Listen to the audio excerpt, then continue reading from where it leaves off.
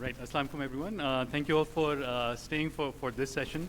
My name is Asad Zaidi. I'm currently doing my PhD at the Institute for Global Health and the MRC Clinical Trials Unit at University College London. And it's a great honor for me to follow Dr. Karam Shah and Dr. Ghafoor, and it's a great privilege to be here. And before I begin, I really wanted to thank former colleagues and mentors at the Pakistan Chess Society, at the National TB Program, and at NUMS as well. Right, so as you all know, we've been taught traditionally that TB has basically two stages. There's the latent stage and then there's an active stage, basically. And in the active stage, we have classical symptoms of TB, such as cough, fever. You can have an abnormal X-ray and you can be contagious. And then we have the latent phase in which all of these different things are considered to be normal. But there's increasing evidence that this is a very simplified explanation of what the disease process is like. And I'll try and quickly cover some of the reasons why we need to rethink this framework at the moment. So let's come to the diagnosis of latent TB. So as you know, in practice, the diagnosis generally of latent TB means that you either have a positive IGRA or you have a positive tuberculin skin test. But in reality, what these tests are, they're actually tests of the immune response to TB, not exactly the presence of bacilli. So you could have a positive IGRA or a positive TST and not have any bacteria within your body. And what that does is that if someone has a positive IGRA, chances are that they might not actually progress to developing active TB ever. So that's the current problem with the diagnosis. There's radiological evidence that TB is not in this binary paradigm. So this was a study looking at contacts of drug-resistant TB patients.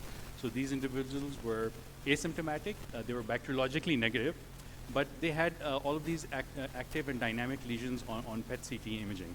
And over time, these lesions progressed, and some of them regressed as well. And when these patients were followed up over time, half of those that had subclinical pathology evident on PET-CT went on to develop active TB. And in the blue line, you can see are individuals that did not have any subclinical pathology. So this suggests that there is a progression pattern that happens. We've seen something similar with chest X-rays. So in this study, it was a meta-analysis of in the pre-antibiotic era in which individuals that had X-ray that was suggestive of TB were followed up over time to see if they developed full TB or not. And the rate of progression from a bacteriologically negative person with X-ray changes to bacteriologically positive was at about 10% per year. So that's the radiological evidence. A lot of evidence for an early TB spectrum comes from prevalence surveys. So these are surveys that are used to measure the burden of disease in the community. And in these surveys, there's mass screening of TB done using symptoms as well as chest X-rays. This has been done in Pakistan as well. And it's sort of a standardized protocol that's been used. So in a meta-analysis of 23 prevalence surveys, including the one that was done in Pakistan, what they found was that half of all bacteriologically confirmed TB was actually subclinical. That means that patients had absolutely no symptoms whatsoever related to TB.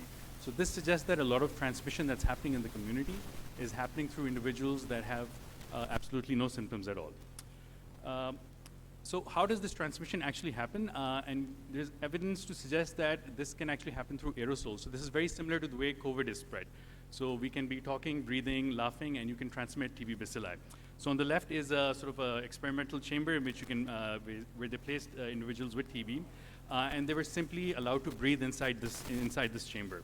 And they detected live MTB bacilli amongst individuals that were bacteriologically positive, individuals that were bacteriologically negative, and even from attendants that were visiting clinics where TB was being treated. And similarly, on the right is a sort of a novel diagnostic approach that we're looking at, in which individuals who had TB were given this face mask, and the mask had these filters in which they could capture MTB bacilli. And this process was able to detect, an overwhelming majority, 86% of people with bacteriologically confirmed TB. So these are individuals that are transmitting without any cough or without any of the classical symptoms that we seem to take TB for. So this story sort of started with this article in 2009. This was published by Clifton Barry at the National Institute of Health. And this was the first article that said that, okay, we need to rethink this latent and active paradigm. And they proposed a new classification system back in 2009. So in the years since, there have been several new frameworks that have been proposed in literature. And as you can see, there's many different examples of these. So that's where our process came in. And our goal here was to propose and reach consensus on a novel classification system for TB. And we achieved this through a 3-step process. And I'll walk you through each one of those steps. These were some of the conference organizers and funders who were involved in this large process. So our first step was a scoping review, and here we wanted to see how has TB been described as a multiple disease, multiple states in the literature. So we did a systematic search on Medline, MCare, Embase, global health databases, and we looked for terms such as TB stage, TB state, TB spectrum. And our goal was we excluded articles that weren't explicitly describing TB as more than 2 states, so really a multi-stage disease. And we included 40 articles in our final analysis. And you wouldn't be surprised, TB is no longer a binary disease, but it has 27 distinct stages that have been described in literature. So obviously 27 is a very large number, and we can't really make this meaningful. So what we tried to do was to find some common concepts within these sort of variations, and we identified 8 broad themes. So what are those themes? Essentially, they've been displayed here, and they sort of track the pathogenesis of TB. So we start off with elimination of the infection by the immune response to sort of control of the infection. Then there's a breakdown of the control of the infection control. Then the patient develops bacteriologically positive disease, symptoms, and severe disease. Right? But what was interesting was that the words used to describe these different stages are really different. So different individuals have used different words to describe the concept, and the frequency with which these states were described also varies. So for example, if you're an immunologist, you're more interested in sort of the earlier stages in which you're eliminating the disease. If you're an epidemiologist, we're more interested in sort of when the patient becomes bacteriologically positive and is transmitting disease, and the clinicians were more interested in sort of the severity of the disease and so on. So this article has been published in the Lancet eClinical Medicine. So fortunately, all of you who are present in the room don't have to read a long and boring article, and I'll try and summarize the key takeaway from this. So the way of looking at this is essentially, English में जिसे कहते हैं tomato problem. Okay, we're talking about the same concept, but the words that we're using to describe the same thing is different. So for example, we're saying latent TB, but someone else is saying MTB infection, someone is saying quiescent TB, someone is saying traditional LTBI. So this is not such a big problem, but the reverse is also true, in which we're using the same wording to actually describe a different concept. So when you're saying tomato, I'm actually thinking maybe a potato or something else, right? So in the literature, when people are saying latent TB, they're actually saying different things, either containment of infection or positive immune test or so on. So that's where we found the literature at the moment. So this brings us to the second step, in which we decided to bring together different people across the world. This is a mix of clinicians, researchers, policymakers, advocates, and so on. And we try to make a representation from both high-income and low-income countries. And I'm very pleased that Dr. Razia joined us representing Pakistan within this framework. And we basically, with these participants, we send them 2 rounds of surveys online. The first survey was looking at the sort of the broad theoretical framework for TB. The second was going into more specifics around the TB staging and diagnostic criteria. And the aim of these surveys was to find areas of agreement and disagreement between these 60 sort of participants. So as you can see here, nearly all of the participants seem to think that this current binary paradigm of latent and active is not sufficient. So they disagreed with the first statement, that whether it's sufficient or not. And most individuals thought that, yes, it is useful to think of TB as a multi-stage disease.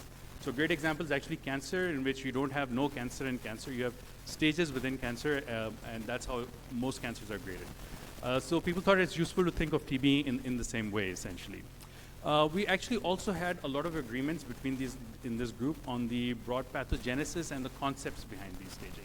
So we proposed different questions about different stages, and just as an example, you can see one stage here. And people generally seem to agree with the overall how the disease progresses and with the overall concept. Where we had disagreements was on the diagnostic definition. So for example, is a single sputum sample sufficient? Is IGRA or TST required? So that's where the disagreements were. So with all of that information, we came to the third step, which was an in-person symposium. This was in Cape Town, South Africa, which was a very lovely venue, especially people coming from London with terrible weather. And we had these plenaries and workshops and voting rounds. And in the end, we proposed a series of statements, and the participants basically had Post-it notes. So if you agreed, you basically raised the green Post-it, and if you disagreed, you raised the red Post-it. And after 2 days of intense discussions, we finally came to this, which is a novel conceptual framework for early TB. So here we have proposed TB into 5 states. And these are categorized in 3 domains: macroscopic pathology, presence of signs and symptoms, and infectiousness. And so the 5 states are MTB infection, subclinical TB non-infectious, subclinical TB infectious, clinical TB non-infectious, and clinical TB infectious. So that's essentially the framework. And if you're thinking this was a lot of work for just making a simple table, that was exactly the thought that we had in mind. So I actually remember what it was like being a medical student and remembering all these new guidelines and frameworks, and I used to think, who are these people who come up with all this stuff? So with that in mind, we wanted to keep it as simple as possible. So the word parsimonious, Urdu mein iska tarjuma hoga, kam se kam states possible jo thi, that's what we were hoping for. In addition, we recognize now that this is still a research framework, so a lot of research needs to be done before this is used in clinical work and in public health policy as well. More work needs to be done on the research side. And finally, we suggested that we use the word state and not stage, and this is to reflect that the TB pathogenesis has undulation. So essentially, if you move from MTB infection, you move forward, then you can actually rotate between some of these stages because it's a complex pathophysiology here. So this framework is published in Lancet Respiratory Medicine earlier this year. If you Google ICE-TB framework, you should be able to quickly find this article. We presented this at various forums on World TB Day and at the TB Union as well, and we're seeing adoption of this framework into research. So you might be wondering, what do I actually do with this framework? So I'm not going to give you all of the answers right now. For that, you have to come visit our stall. Here we've set up, we're trying to set up a research network so that we can take this framework forward. We hope to do networking sessions, webinars, strengthen capacity. And we also want to put Pakistan basically on the global research map, because a lot of great studies are happening in this area, but different researchers aren't looking at Pakistan at the moment for this. So I understand I'm out of time, but very quickly I'll give you a short trailer of the kind of research studies that can happen. So the first example, looking at this stage, which is the subclinical TB non-infectious stage, in which patients have pathology, but they are negative on bacteriology and they don't have any symptoms. So here we are working through a trial in collaboration with the National TB Program, in which we're going to target individuals that are suggestive of X-ray, but they don't have any symptoms. And this will be through a durations design, in which we'll try and find an optimum duration for individuals with this shorter treatment for this earlier stage of TB. Just quickly, here's another stage in which we're looking at individuals that are bacteriologically positive. So here we're working on this trial called Spot TB, in which we're looking at using artificial intelligence to predict where high TB prevalence is happening and redirect active case finding interventions to areas where the AI is predicting to have sort of higher burden of TB. So this trial is ongoing in 65 districts of Pakistan. It's one of the largest trials of TB for active case finding right now. And we hope that with these trials, we're able to translate some of the recommendations into clinical guidelines and policy as well. So thank you so much for your time. I wanted to thank everybody who participated in this, and I hope after this talk, you're also excited about early TB. Thank you so much.